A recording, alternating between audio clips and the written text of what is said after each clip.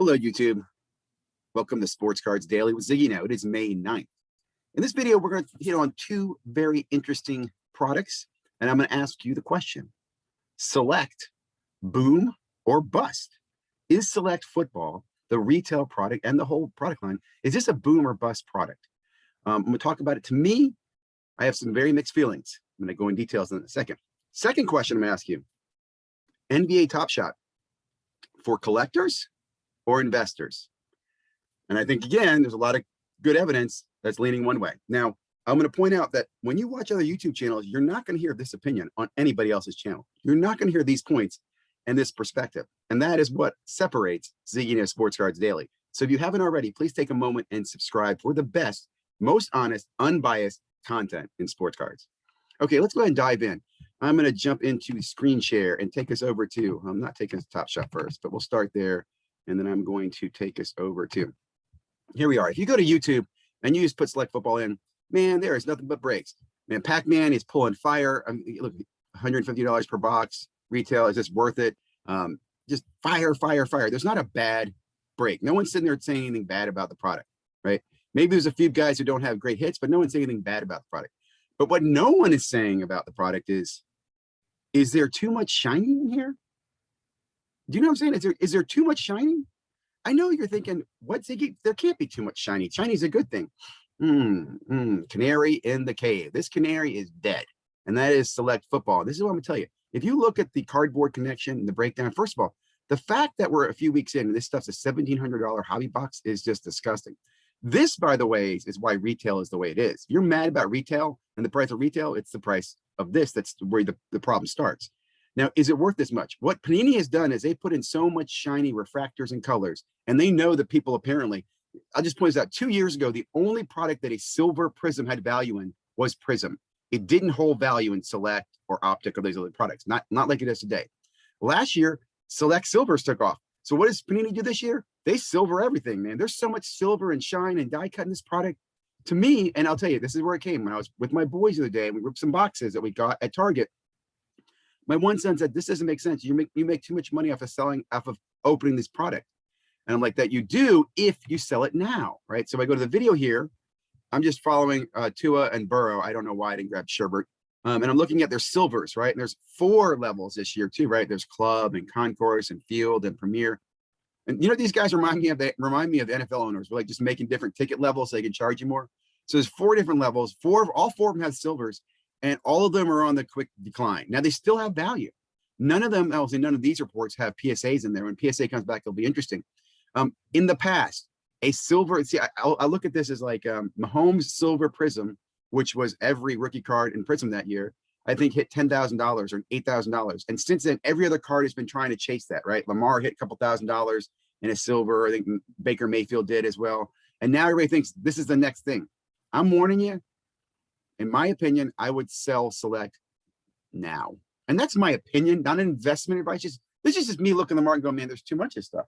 There's too many shinies. There's gonna be a lot of shinies in the future. There's gonna be a lot of this stuff coming back. That's just me. In fact, that's my sons. So my sons and I, we open our boxes. We got some great cards. We like that. And the boys sold the rest of their blaster boxes. Made me cry a little bit because I realized my sons are more investor than collector. Let me go over here to some of the recent comps. Look at this stuff, comping. It's still doing really well. I'm actually surprised that the mega boxes aren't going for more. I mean, the blaster box was $200 the first week it came out, right? And let me just also point out, look at the mastery of the distributor as they sprinkle this product out, right?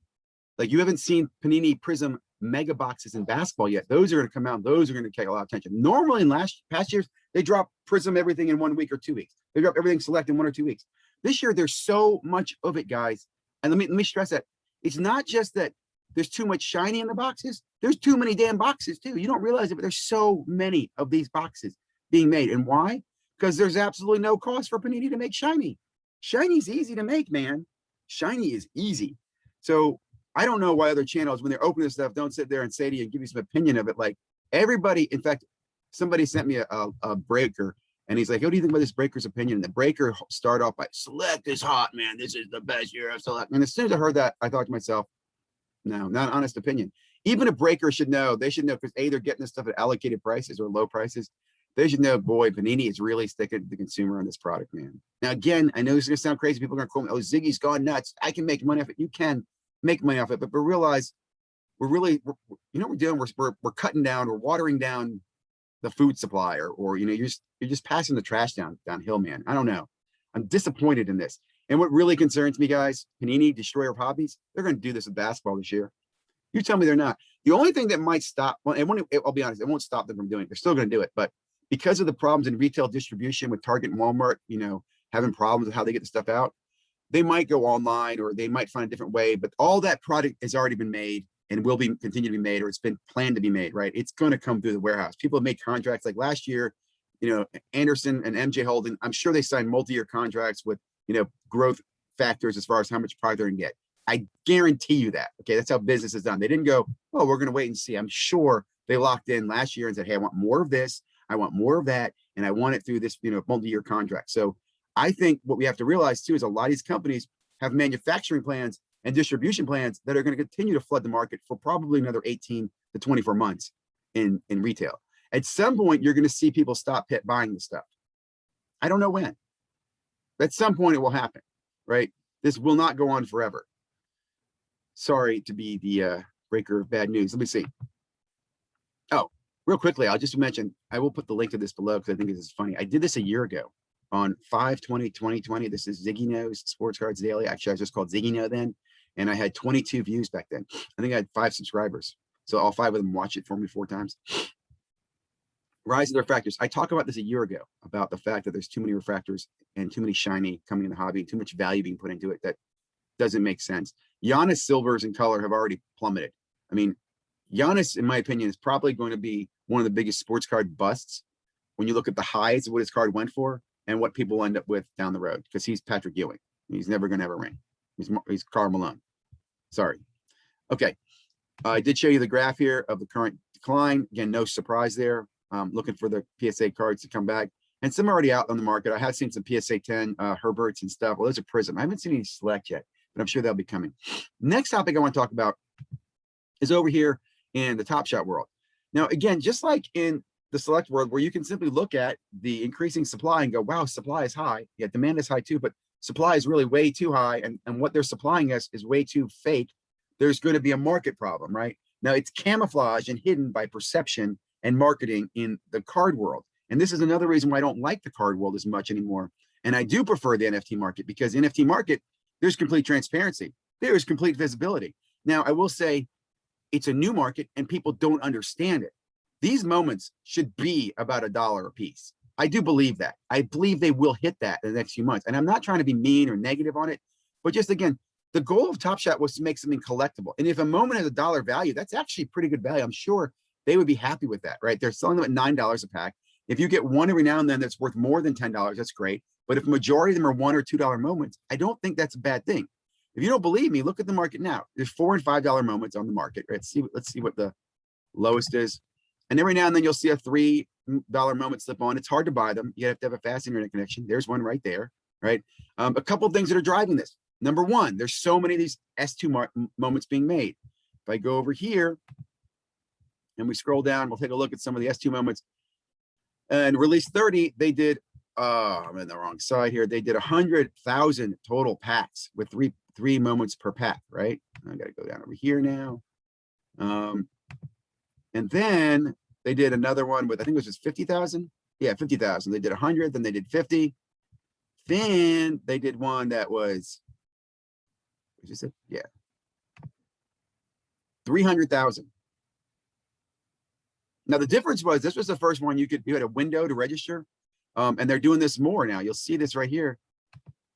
They've got another one of these where there's a window open right now where you can come in and register. On sale now. There's a window wide open, and they're going to get probably 300,000-400,000 people, because why would you not, right? I don't see what the reservation numbers on this one, but my point is, if they're coming out right now with a pack a week at roughly 250 to 300,000 S2 moments, that is going to flood the market like no tomorrow. And if you look at the blockchain and the blockchain information, that's their plan. They're going to continue to make them. Then what they're doing is they're flooding your boat with all these moments, right? The boat's taking on moments, man. We got moments.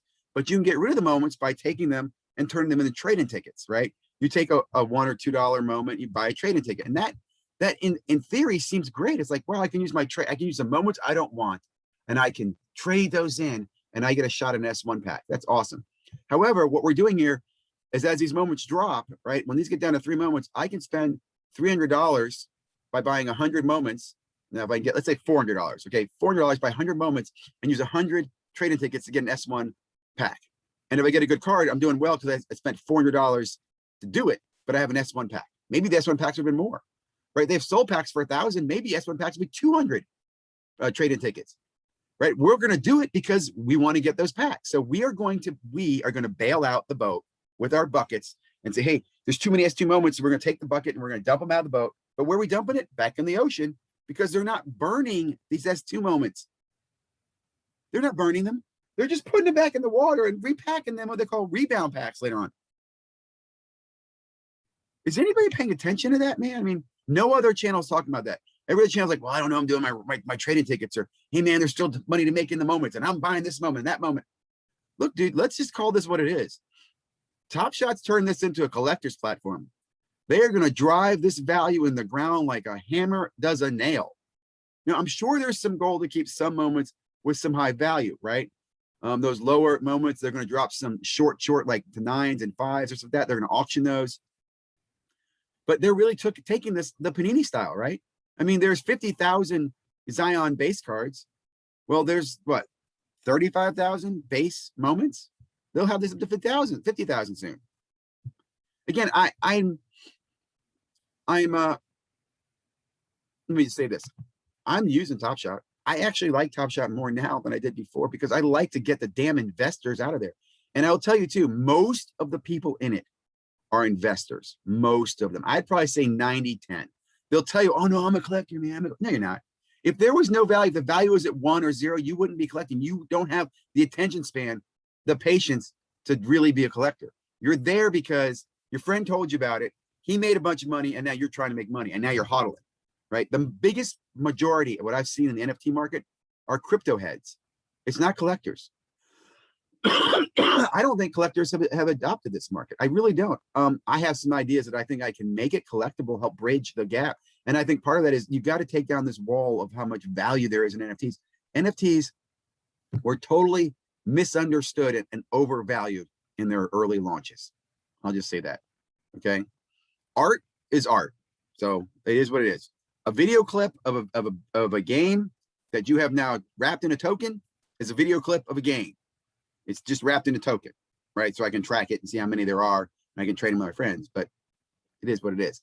So it is interesting. I talked about the other day on my other channel that these guys, in fact, let me just show you this real quickly. Stop. Let me do so. What do I do? Share screen. Come back here. I'm going to go over here. Check this out.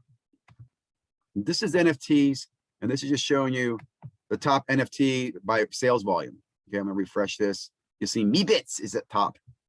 CryptoPunks is number 2, and NBA TopShot is number 3. And even though they're number 3, that's $1 billion in sales. It's a 33% decline, but they have one of the most active communities with 11,000 buyers. Okay, compare that to Tops, which has 726 buyers. Right? Even Solaire, the soccer that's been around for a long time, 623. Right? This is what's holding this market up. The number of people that are in it, and Dapper knows that. So how are they keeping more people in it? Driving those moment prices down. You see what I'm saying? Anyway, that's all I got for you today, guys. Just wanted to talk about 2 things that no other channels are talking about: is Select Boom or Bust, and is Tops Boom or Bust. The not Tops, NBA TopShot. You know what I'm talking about. Have a great day. Hope you enjoyed the content. We will be back tomorrow, Monday morning, live around 8-ish, probably about 8:15, 8:10. That's where I like to go live, talking about the hobby and see what's going on the new week ahead of us. Have a great day, guys. Thanks again. If you haven't already, please like, subscribe, and I love your comments too.